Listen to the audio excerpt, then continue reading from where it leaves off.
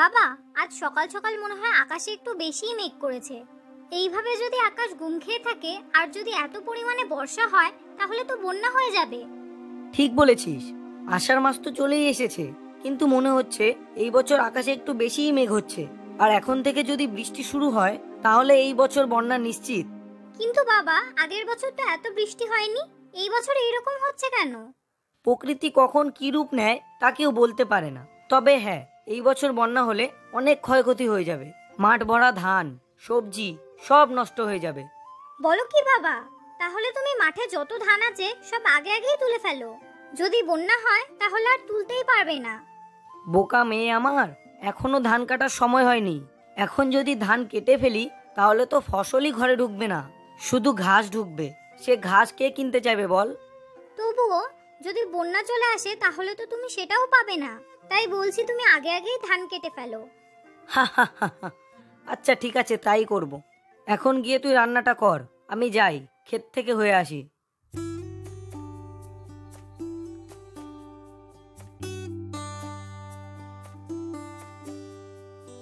বলি, ওই হরিপদ, এত বেলা হয়ে গেল, এখন পর্যন্ত ক্ষেতে কাজ করা চলছে যে? কি করব বলো? বীজ ছড়ানো থেকে ফসল কাটা পর্যন্ত তো একাই আমাকে সবকিছু করতে হয়। একজন লোককে সাথে নেব সেই টাকাটাও আমার কাছে নেই। বলছি সে নয় বুঝলাম, কিন্তু আষাঢ়ের শুরুতেই যে কালো মেঘ ছেয়ে গেছে আকাশে, আর এইদিকে নদীর বাঁধের অবস্থাও তো ঠিক ভালো নয়। বন্যা হলে কি করবি সেটা ভেবেছিস? আমাদের মতো গরিবের আর কি করার বলুন? আরে বন্যা হলে কে গরিব কে বড়লোক সেটা দেখে কি জল আসবে রে? বন্যা হলে তো সবারই ক্ষতি। সবে তো আকাশে কালো মেঘ হয়েছে, আষাঢ় মাসে তো এরকম হয়েই থাকে। আর এইটা তো স্বাভাবিক ব্যাপার। এখন থেকেই বন্যা নিয়ে এত ভেবে লাভ কি? কিন্তু কোনো বছর আষাঢ়ের শুরুতেই তুই এত কালো মেঘ দেখতে পেয়েছিস? আর এখন থেকে যদি বৃষ্টি শুরু হয় তাহলে তো বন্যা নিশ্চিত। ও যখন বন্যা হবে তখন দেখা যাবে। ও তোকে বলে কোনো লাভ নেই, যখন ক্ষতি হবে তখন বুঝতে পারবি, আর তখন কান্নাকাটি করেও কিছু পাবি না। থাকগে, তোকে না বুঝিয়ে আমি আমার নিজের কাজেই যাই।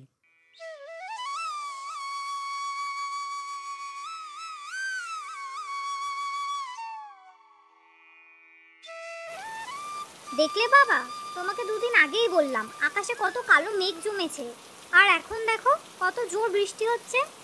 সেটাই ভাবছি, দুদিন ধরে জমিতে যাওয়া হচ্ছে না, আর যাবই বা কি করে?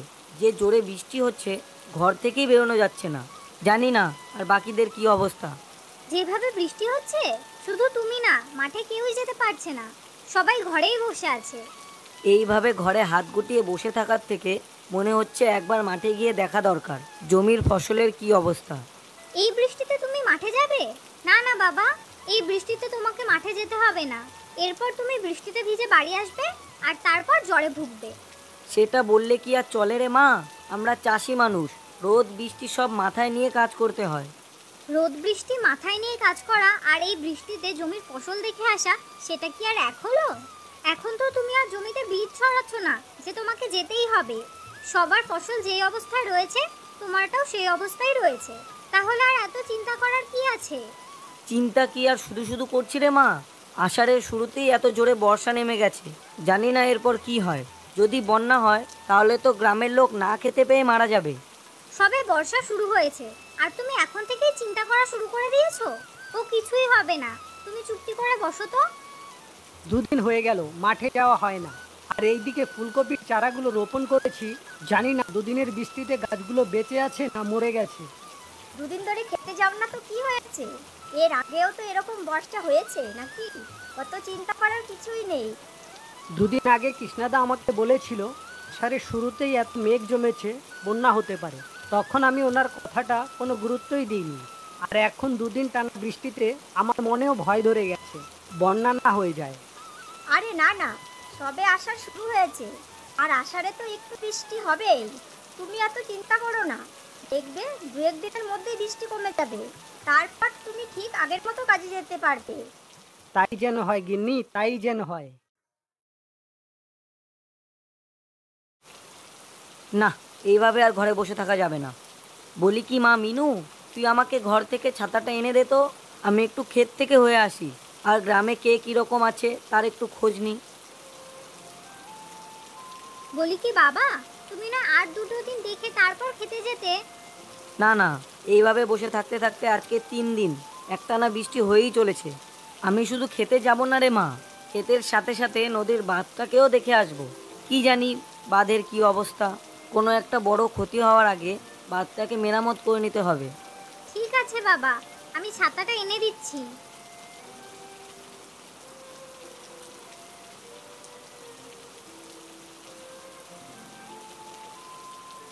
এই নাও বাবা তোমার ছাতাটা।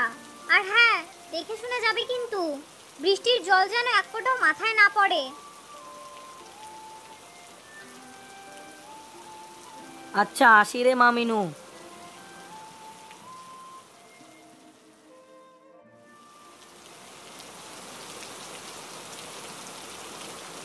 এ কি অবস্থা, কোনটা আমার জমি আর কোনটা অন্যের জমি? এই 3 দিনের বৃষ্টিতেই চাষের জমির এই অবস্থা। আর এই দিকে বৃষ্টি একভাবে হয়েই চলেছে। এই বৃষ্টি যদি এইভাবেই হতে থাকে তাহলে তো পুরো গ্রাম শুদ্ধ ডুবে যাবে। যাই, গিয়ে গ্রামের সবাইকে জানাই আর বাঁধের অবস্থাটাও দেখে আসি।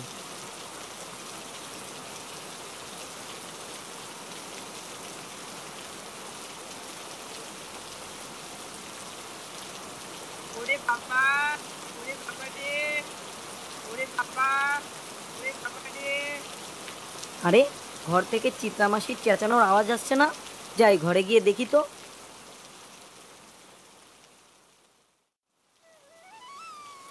আরে মাসি, এইভাবে কান্নাকাটি করছো কেন? ও কৃষ্ণা, তুই কি করব বল বাবা, দুদিন ধরে জ্বরে ভুগছি। আমার তো আর কেউ নেই যে আমাকে দেখাশোনা করবে। আরে মাসি, তোমার তো জ্বরে গা পুড়ে যাচ্ছে। আর এই অবস্থাতে তুমি এই ঘরে একা একা থাকলে আরো অসুস্থ হয়ে পড়বে তো। এখন আর কি করা যাবে, এখন তো শুধু ওপরে যাওয়ারই অপেক্ষা। ওসব কথা বলো না তো মাসি, তোমার কিচ্ছুটি হবে না। তুমি একটা কাজ করো, তুমি আমার সাথে আমার বাড়িতে চলো। আমার মেয়ে মিনু তোমার যত্ন করবে, তোমার খেয়াল রাখবে। সুস্থ হয়ে গেলে নয় ফিরে এসো। না না বাবা, আমি বৃদ্ধ মানুষ, তোর সংসারে গেলে আবার একটা নতুন ঝামেলা শুরু হবে। ঝামেলার আবার কি, আমার সংসারে আর আছেটাই কি? আমি আর আমার মেয়ে। আর তুমি এসব ছাড়ো তো, তোমার কোনো কথাই আমি শুনছি না। তুমি চলো তো আমার সাথে। মাসি, তুমি ছাতাটা রাখো। বৃষ্টি তো একভাবে হয়েই চলেছে, এর মধ্যে তুমি যদি ভেজো তাহলে তুমি আরো অসুস্থ হয়ে পড়বে।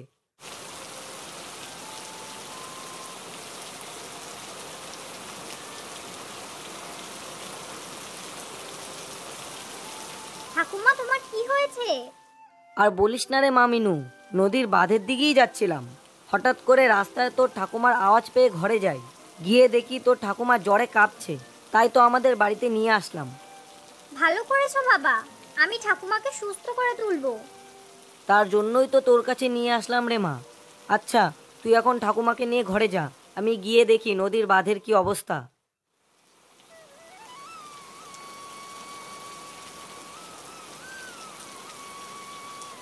কিরে হরিপদ, এই বৃষ্টির দিনে কোথা থেকে ফিরছিস? আর বলো না কৃষ্ণদা, আমি এখনই জমির থেকে হয়ে আসলাম। বৃষ্টির কারণে জমি পুরো ডুবে গেছে। কার জমি কোথায় আছে কেউ বলতে পারবে না। সে তো আমিও গিয়ে দেখে এসেছি। নদীর বাঁধের কি অবস্থা সেটা কি জানিস? না কৃষ্ণদা, আমি এখনো বাদের দিকে যাইনি। তা চল, নদীর বাঁধের কি অবস্থা তা গিয়ে দেখে আসি। জমি তো ডুবেই গেছে, এরপর বাঁধ ভেঙে গেলে ঘরবাড়ি শুদ্ধ ডুবে যাবে। চলো চলো কৃষ্ণদা, নদীর বাঁধটাকে দেখে আসি।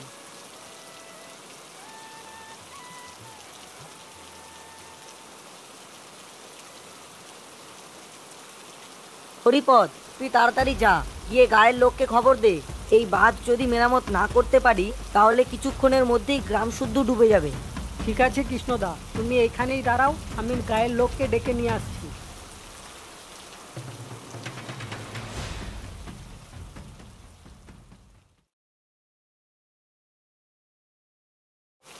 না, অনেক দেরি হয়ে গেছে, এই বাঁধ আর মেরামত করা যাবে না। দেখতে দেখতে বাঁধ কতটা ভেঙে গেছে, এরপরেও আমরা এইখানে থাকবো কি করে? না না, এই গায়ে আর থাকা যাবে না। বাঁধের জল যেভাবে ঢুকছে কিছুক্ষণের মধ্যে গ্রাম শুদ্ধ ভেসে যাবে। সবাই চল, গিয়ে মোড়ল মশাইয়ের বাড়িতে আশ্রয় নিই।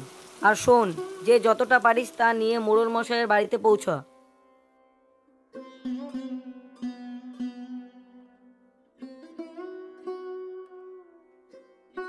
মোড়ল মশাই, আপনি আমাদের এখন বাঁচাতে পারেন।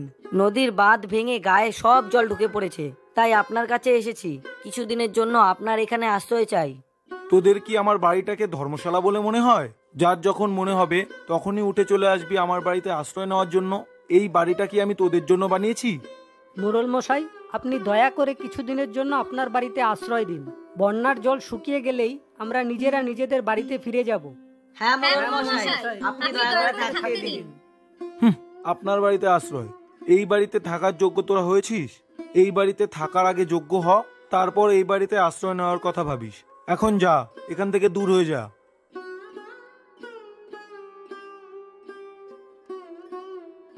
তাহলে কৃষ্ণদা, আমরা এখন কোথায় যাব? চিন্তা করিস না, ঠিক একটা না একটা ব্যবস্থা হয়ে যাবে। আমাদের গ্রামের যে উঁচু রাস্তাটা রয়েছে সেখানে সবাই ডেরা পাতলে কেমন হয়? শোন, মোড়ল মশাই তো আমাদের জায়গা দিলেন না, তাই বলি চল আমাদের গ্রামের যে উঁচু রাস্তাটা রয়েছে সেখানে সবাই কোনো রকম ঘর বানিয়ে থাকি। জল শুকিয়ে গেলে তখন নয় আবার গ্রামে চলে আসবো। চলো তাহলে ওইখানে গিয়ে কিছুদিনের জন্য থাকি। আর তো থাকার কোনো জায়গাই নেই।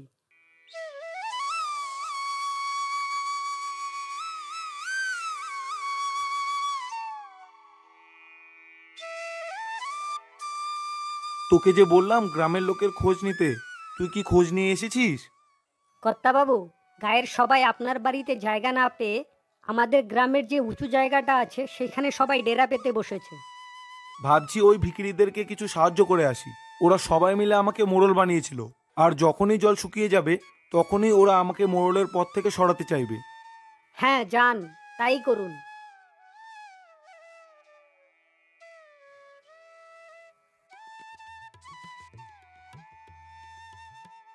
আমি বুঝতে পেরেছি তোমরা অনেক বিপদের মধ্যে আছো। কারোর ঘরেই এখন চাল ডাল তেল নুন কিছুই নেই, তাই আমি চাল ডাল নিয়ে এসেছি। একে একে সবাই এসে নিয়ে যাও। মোড়ল মশাই, গ্রামের সবাই মিলে আপনাকে মোড়ল বানিয়েছিলাম। এই ভেবে আপনাকে মোড়ল বানানো হয়েছিল সুখে দুঃখে আপনি আমাদের পাশে থাকবেন বলে। কিন্তু আমাদের বিপদে যখন আমাদের আশ্রয়ের দরকার ছিল তখন আপনি আমাদের দূর দূর করে তাড়িয়ে দিয়েছেন। তাই আপনার এই দান আমি গ্রহণ করতে পারছি না। না না, এটা আমরাও গ্রহণ করব না। দরকার পড়লে আমরা না খেয়ে এখানেই মরব, কিন্তু আপনার থেকে আমাদের কোনো সাহায্যের দরকার নেই।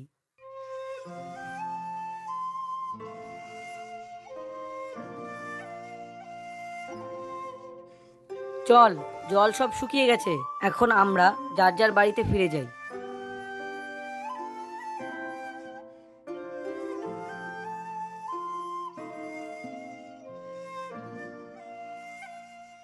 আমাদের এই দুর্দিনে কৃষ্ণদা আমাদেরকে দেবদূতের মতো সাহায্য করেছে। তাই আজ থেকে আমরা সবাই মিলে কৃষ্ণদাকে আমাদের মোড়ল হিসেবে মানতে চাই। কি বলো তোমরা সবাই? কৃষ্ণদা, তুমি যদি মোড়ল হও তাহলে আমাদের গায়ের লোকের কোনো রকম কোনো অসুবিধাই আসবে না। আমরা সবাই জানি তুমি এই গায়ের লোকদের কত ভালোবাসো। তাই আজ থেকে আমরা সবাই তোমাকে মোড়ল হিসেবে মানব। কি বলো তোমরা সবাই? ঠিক আছে, গ্রামের সবাই মিলে তোরা যখন বলছিস আমাকে মোড়ল বানাবি, তাহলে আমি আর নিষেধ করব না। এই বছরের বন্যা একটি শিক্ষা, আরেক নতুন মোড়লের সূচনা।